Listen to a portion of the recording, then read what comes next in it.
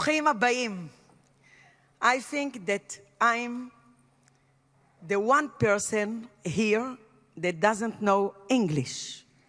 So think about that. How can I speak with you today?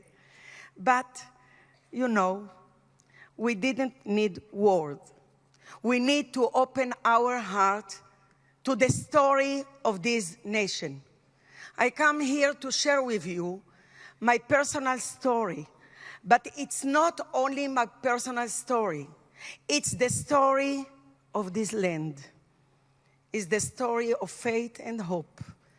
It's the story of the price that we pay for the existence of this state.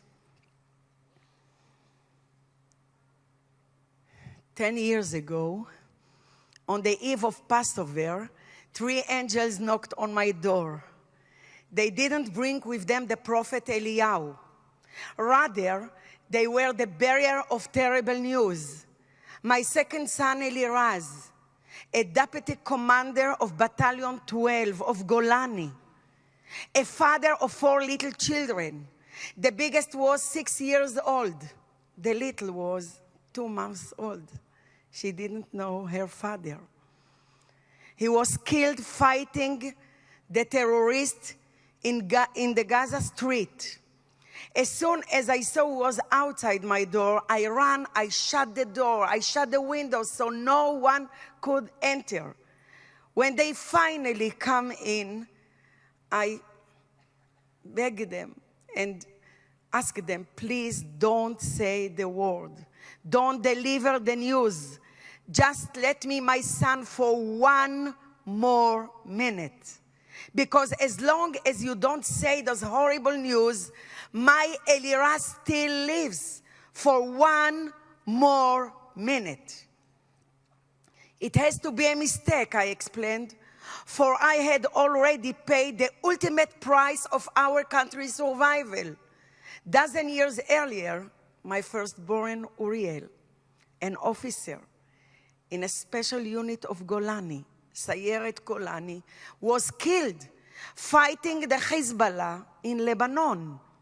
And if it's not painful enough, my dear husband, unable to bear the loss of Uriel, died 5 years after of broken heart. So it was the eve of Passover, and we were gathered to the Seder without Uriel, without Eliraz, without Eliezer, my husband. And we cried when we read on the Haggadah, Bechol dor vador omdim alenu lechalotenu. In every generation they rise us to destroy us.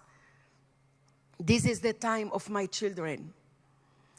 My children were observant, modest, sensitive. They never wish for war. There is no mother in Israel that wish her children to be a combat soldiers. When we have these children, we only pray to Hashem to let them to be in life, to give them healthy, but not to be soldiers. And my children said every time, when they called upon to defend our nation, they did not hesitate. They said simply, Ima, it's our turn. We will be here. I have not a privilege to be born in Israel. I was born in Morocco, in the Sahara Desert. And every night, my parents that were very poor family and very simple family. They didn't know to read. They didn't know to write. But they know only 1 word in Hebrew. Only 1 word. Yerushalayim. And when my father said this word, he spelled every letter and kissed every letter of this word. And he told us a story every night. in Jerusalem, there are many trees. And from the trees, you get honey and milk. And under the trees, there are lions and sheep. Where is this Jerusalem? Where is the honey and the milk? My Jerusalem is all the stones that I walk on and feel the heart of all those that pay their life for me, to let me to continue to be here. And one night, my father told us that this night we will meet the Mashiach, Messiah. I asked my father how he looked. And he said he will come with open shirt, with shorts, and with sandals. This is the Shaliach of the Jewish agency. Yes, they are the Mashiach. It's a miracle to be here. They take us from the alleys of this place on Morocco to this country. And when we arriving to Haifa, I saw my father kneeling and kissing the ground when he said the Shechianu. And I didn't understand the behavior of my father. And I never imagined that one day I will kiss this earth twice, like my father, when it covered the body of my children in Mount Herzl. So, what I can do of this grief and this sorrow, I can continue to sleep on my bed, to cry about my destiny, to blame the government, the IDF. This is not my way. I choose to continue and to hold the life. I choose to look outside in my neighborhood to see all this land and ask myself every day, what can I do to be worthy to them? להיות ראויה להם. They give their life for me.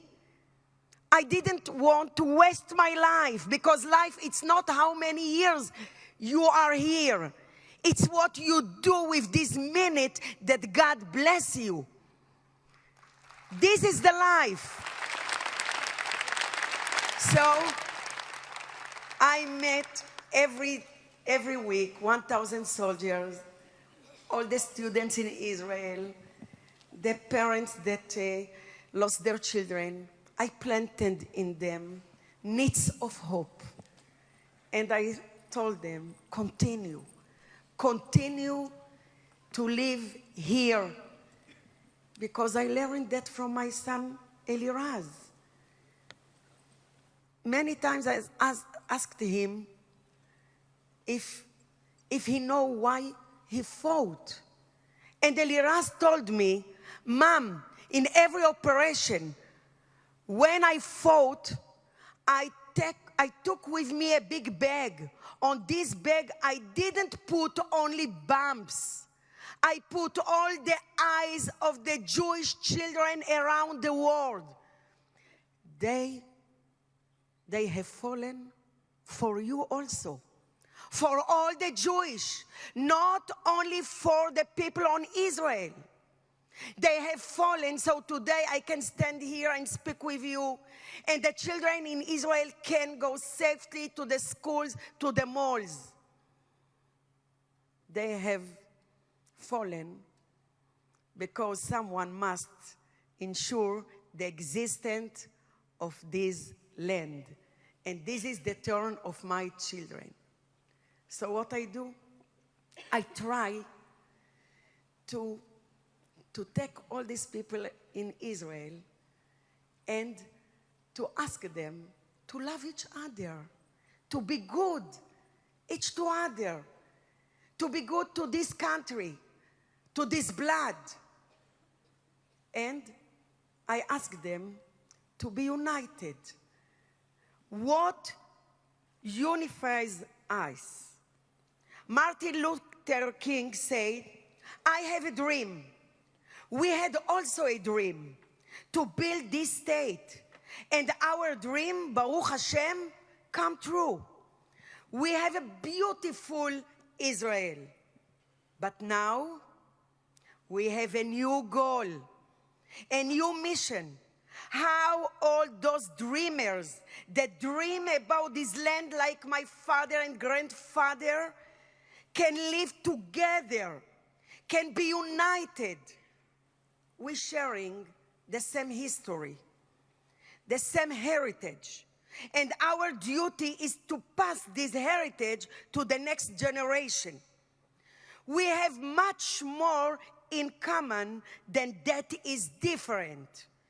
This is the time to focus on what is common. This is the time to be united. Our nation is one big puzzle. Every one of us is a critical piece of this wonderful puzzle. It's enough for one piece to be missing, and our puzzle is incomplete. I'm not willing to give up on any Jew. My puzzle includes religious, conservative, Orthodox, Reform, Ashkenaz, Sfarad, the right side and the left side, men's, women, the people of Israel, and the Jewish of the diaspora. We can have different ideas, different thoughts, but we are brothers, sisters. We are one family, one nation, one people.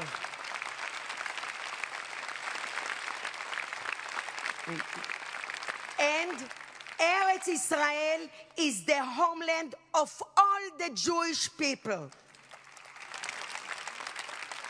Because of that, all of us have a responsibility for the future of this state. So, I know that you are with us in moments of happiness and moments of sorrow. My dear friends, I want to thank you for that, for being here with us. The people of Israel are grateful to you for all that you do for us. We know that we are not alone. With your support and your generosity, you are creating a big and wonderful light for Am Israel. And I will continue. I will continue to be in Mount Herzl, where are the grave of my two children. And every time when I come there, my heart broken, because I need to choose which child to hug first, which grave to hug first. And on the Memorial Day, when the siren get up, I have to choose next which grave to stand. And every time when I go out from my Mount Herzl, I look at the sky and I say, thank you, Hashem. Thank you for this minute that I can breathe. I can stand on my leg. I can continue to speak. I can continue to meet the heart of my nation. And my dream is only one. I want to hear my children calls me once again, Ima, mother. And if you have children that called you mother and father, thanks God for that. It's a miracle. And I will continue to live, to see the miracle of Yachad Shiftei Israel, all Jewish tribes together. Toda Rabba.